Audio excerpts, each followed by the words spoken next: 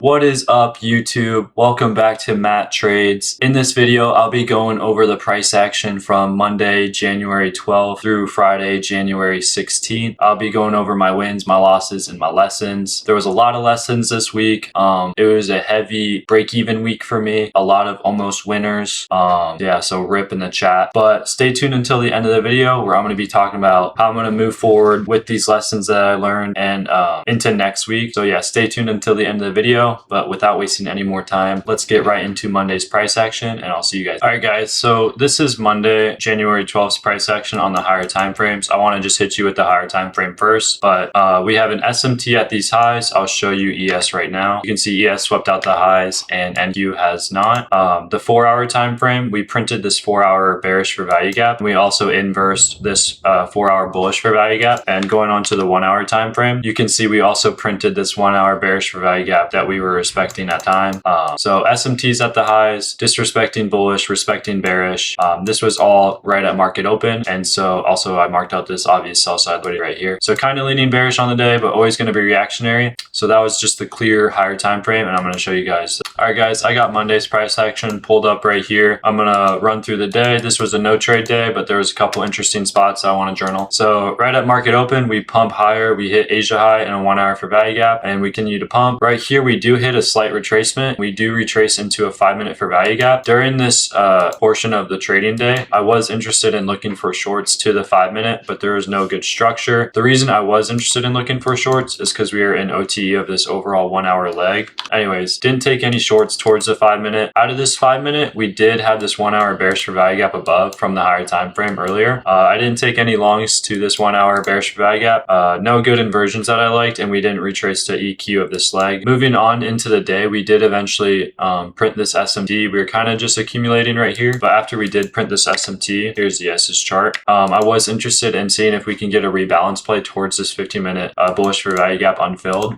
I didn't take this 2-minute inversion, but if you did take this 2-minute inversion, this would have been a break-even trade. And so that was kind of everything I was thinking for Monday. It was a no trade day. All right, guys, I got Tuesday's higher time frame price action pulled up right here. So going over the higher time frame, we have this 4-hour bullish for value gap that we're currently respecting pre-market. And you can also clearly see this 4-hour bearish for value gap that has been inverse to the upside. And I marked out just the obvious buy side and sell side liquidity. That's all I really want to touch on the higher time frame. I'm going to just jump direct to the lower time frame now. All right, I have the lower time frame pulled up. Right here is market open, and I'll show you guys this first trade that I took, which was absolutely insane, but it was on 3-minute chart. So context for this trade is we were respecting this 15-minute bullish value gap. And this was kind of a condition I had on the day, but as you can see, we tap into this 15-minute bullish for value gap and we get this nice V-shaped recovery. Highest time frame inversion was a 3-minute. So I enter a position here and I'm targeting that obvious buy side liquidity that I marked up for, and this was insane. This was due to the Trump news. If you took this trade, you know what I'm talking about. BE right there. Look at this delivery. Okay, so I'll show you guys on 1 minute. So basically, just a quick recap of this trade. We tapped into a 15-minute bullish for value gap and we had really nice V-shaped recovery. It was the highest time frame inversion. There was a clear break-even level and a clear buy side liquidity above to target, and it was pretty good R. So this trade was really unfortunate. I believe the reason this trade got break-even and stopped out, from what I heard from other people, apparently Trump tweeted something literally right. Super unfortunate, but this was a really good setup that I would take again. But yeah, I mean, obviously really unfortunate that like a couple ticks away from take profit, a couple points away from take profit, Trump tweets something apparently, and then the market dumps and continues to dump. So that was the first area in the price action where I was interested in taking a play. This was the play that I took, but I did take one more trade right here that I will show you guys now.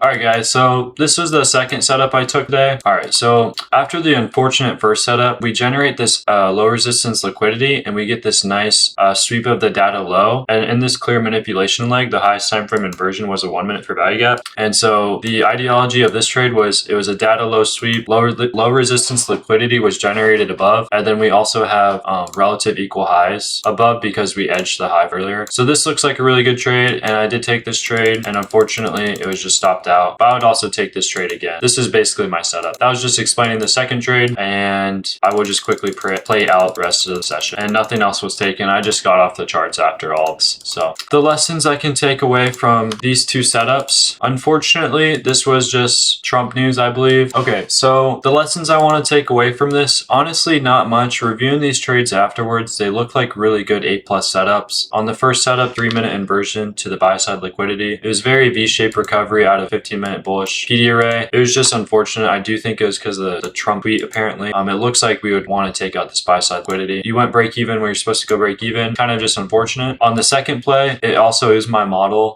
We had low resistance liquidity above, relative equal highs above, highest time frame inversion out of an obvious 1-minute leg after a data low sweep. And so really confident in this one, especially with the relative equal highs. I would think we'd want to take that out, move lower if you want to go lower. So just an unfortunate day, but you move on and you journal it. But yeah, that's all I wanted to touch on for Tuesday. I'll see you guys on. All right, guys, I got Wednesday, January 14th, higher time frame price tag pulled up. So the bias on the day was just bearish for me. We had sell side liquidity below, unfilled fair value gaps below, and on the higher time frame, respecting bearish fair value gaps and disrespectful fair value gaps. And so overall, I was leaning bearish on the day. Obviously, always react and obviously understand that even if you're leaning bearish raw, you could temporarily see price move up and then go down. So current drop liquidity could be higher.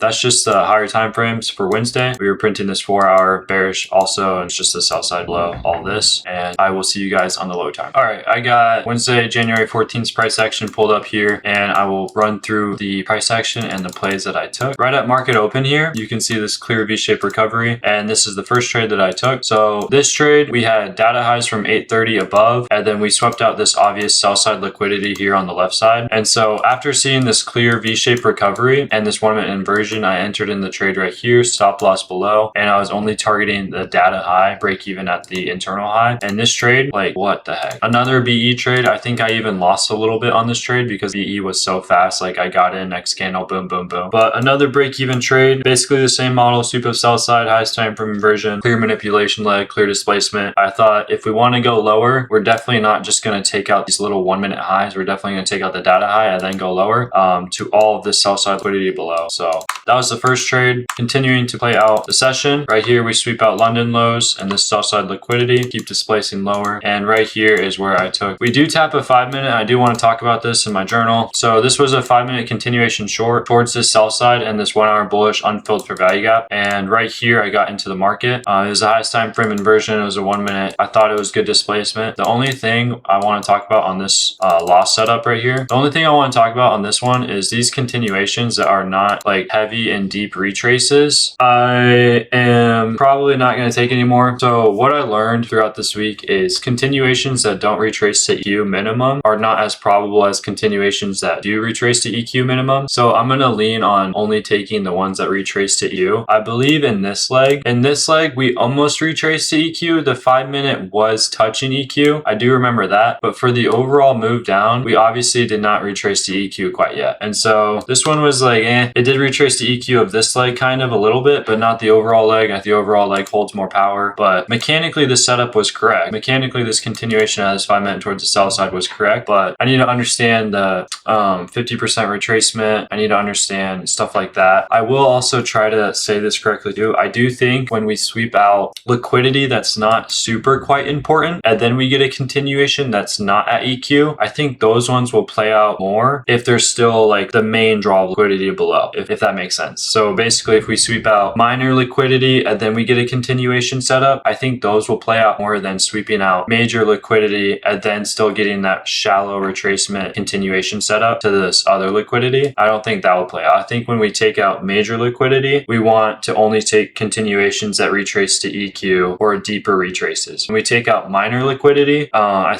think the shallow retraces will play out more, if that makes sense. I really hope I explained that. Those were the only trades I took for this day, but I will continue to play out the session. We did go up and tap this 15-minute bearish value gap, and this was the actual retracement that happened.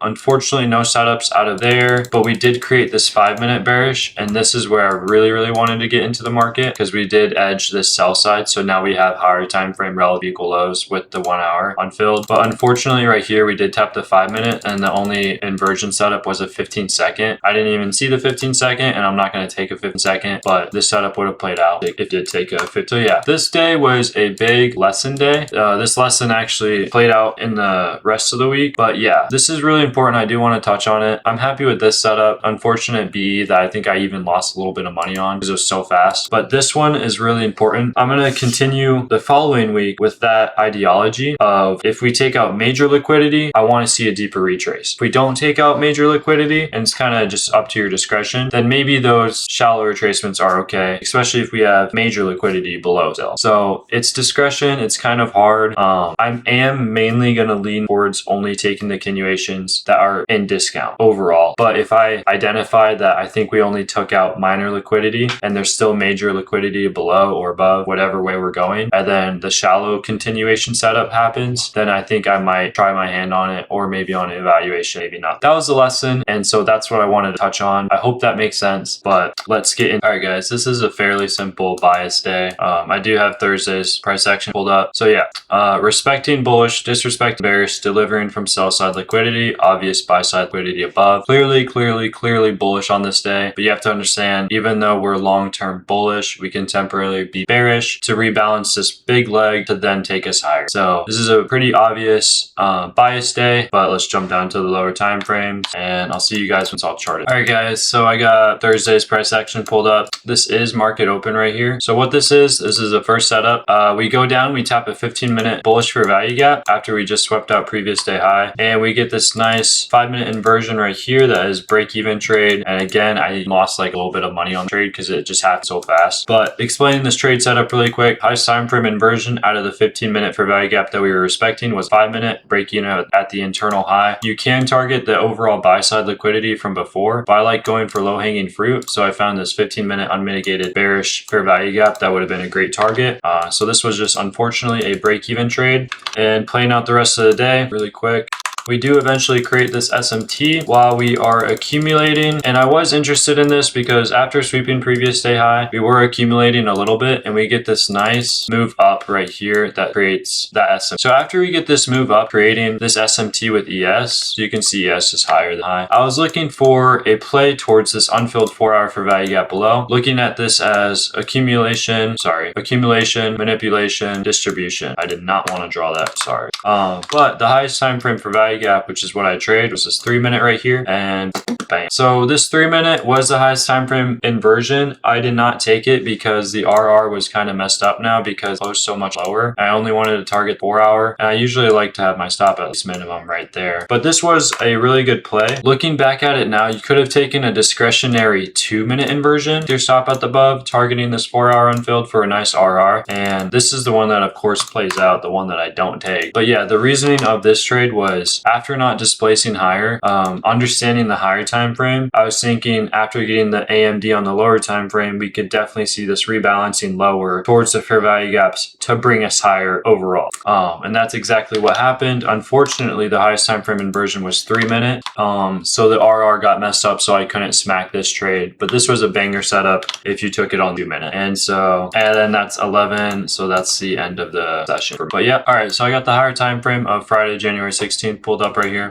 You can see we inverse this bullish for value gap, but we still had this bullish for value gap below with these relative equal lows right here and here. And so I was still leaning bullish, but kind of being more reactionary now because of this inversion. I could see us definitely being drawn to here to move higher. If we inverse this, I think I can see us going down to the sell side liquidity. And this is the price action on the 1 hour. We did have this SMT at these little highs. ES is not as high as end right there. And so, yep, that's the higher time frame. I will see you guys on the lower time. All right, guys, I got Friday's price action pulled up. I left unscathed this day. It was a no trade day, but no loss. It was a rough week. So right at market open, we start dumping, take out London low, Asia low, and right here, we retrace into a 5-minute fair value gap. And literally the lesson from earlier this week, this overall leg has not been rebalanced at all, not close to EQ. Like even if I drag this lower, but this is the high. So there's this 5-minute continuation setup towards that 4-hour fair value gap below. And the highest time frame inversion out of this 5-minute was a 3-minute. This ends up playing out, but I will show you why I faded this setup and why I think it was not a great setup. So right here, let me get rid of this confusing. Right here, we inverse the 3-minute fair value gap out of the 5-minute. This is 5-minute continuation short, targeting 4-hour draw of liquidity. We did sweep out all this liquidity already, London and Asia. I did not like this trade setup because of equilibrium. I just got boned on it earlier in the week. I've been getting boned on it throughout my trading career, and this day I implemented it that I was not going to take this setup. Even if this did retrace further into the equilibrium area, that would have been great, and I would have been looking to take this setup, but the highest time frame inversion was a 3-minute, and right here you can see it swept out the break-even level as it was closing.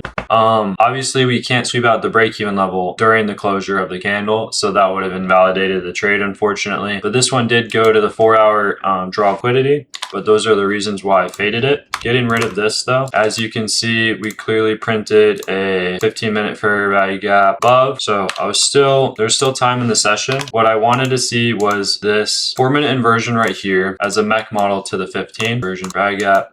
Obviously, we tapped the 4-minute, but we never got the inversion. The reason I say I wanted to see this 4-minute inversion towards the 15 or higher was because I clearly see this being the sell side of the curve, starting the buy side of the curve. I know this is a terrible drawing, but whatever. Remember, overall, I was kind of bullish out of this 4-hour fair value gap. So if we got the highest time frame inversion in this clear leg, which was a 4-minute, I can see us at least going to this 15 unfilled and then maybe potentially higher like that. So I was looking for this MAC model, just never got it. End of the session. So then we were off the charts. But yep, that's why I didn't take that 5-minute continuation. It swept out the break-even level, shallow retracement. I will say, I didn't know this before. I will say this now though. Let me get rid of these ugly charts. It doesn't really look like we swept out any major liquidity. So that could be the reason why this one played out. But obviously I learned my lessons after the week and then in my journal. So I obviously faded this 5-minute continuation. It was just such a shallow retracement. And previously in the week, I got boned on it. I didn't want to do that again. So faded that. And then even if it was a great retracement, I can never have us like wick the break-even level, obviously. You want to see your inversions not hit the break-even level. But anyways, you guys get it. That was the whole week. So let's get right in. All right, guys, let's talk about the lessons from this week. Let's just get right into it. So the lessons from this week that I learned is be ready and be quick when you are about to enter a trade. So multiple times this week, I don't remember exactly which days, but multiple times this week, the break-even level is hit right away and you have to go break even super fast. And if you don't, you'll lose a little bit of money on the trade as you're going break even. So that was lesson number one. An overall statement for that kind of and for this week is capital preservation is king, I think. So anytime I'm about to enter a trade, anytime I'm getting into a trade, anytime I'm setting up my take profit or my stop loss, I need to be extremely locked in on the charts and just be ready to go break even, or I just need to do everything quicker because this week a lot of the break evens happened so fast. It was crazy, honestly. But capital preservation is king. The next lessons is I want to continue to get better on the continuations, 5 and 15 minute gap taps. I want to further understand equilibrium and how important that is, and further understand it was like what I was saying earlier with continuations, whether or not we swept major liquidity or if we didn't. I want to see if I figure out something on that, if that's why the shallow retracements work sometimes or if they don't. But honestly, the week was kind of like the same thing over and over again. So those were the main lessons I learned. So yeah, thank you guys so much for watching the video. I hope you learned something from this. I definitely did, and I'm very happy to be journaling this for you guys. I hope I can provide some value in some way, but please leave a like, comment below, and I will definitely see you guys next week for the next weekly trade recap. Have a great weekend, and I'll see you guys later.